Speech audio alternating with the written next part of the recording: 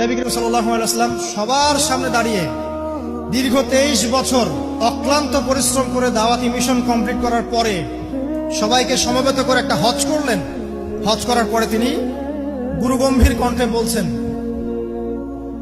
হৃদয়ের সমস্ত আবেগ বের করে দিয়ে বলছেন, হে জনগণ, আইয়ুহান নাস, হে জনগণ, আমি জানি না আজকের পর তোমাদের সাথে আমি কখনো মিলিত হতে পারবো কিনা। একটু চিন্তা করেন, সাহাবীরা সামনে দাঁড়িয়ে আছেন, নবীজি দাঁড়িয়ে এই কথাটা বলছেন, হে জনগণ, আমি জানি না আজকের পরে আমি তোমাদের সাথে মিলিত হতে পারবো কিনা। অতএব যে ব্যক্তি আজকে আমার এই কথাগুলোকে স্মরণ রাখবে সে যেন অন্যের কাছে এই কথাগুলো পৌঁছে দেয়। হতে পারে যার কাছে পৌঁছে দেওয়া হচ্ছে সেই এই কথাগুলোকে বেশি সংরক্ষণ করতে পারবে। আল্লাহ পাক তার প্রতি রহম করুন যে আমার এই কথাগুলোকে অন্যের কাছে পৌঁছে দিবে। নবীজির ভাষণ। এরপর নবীজি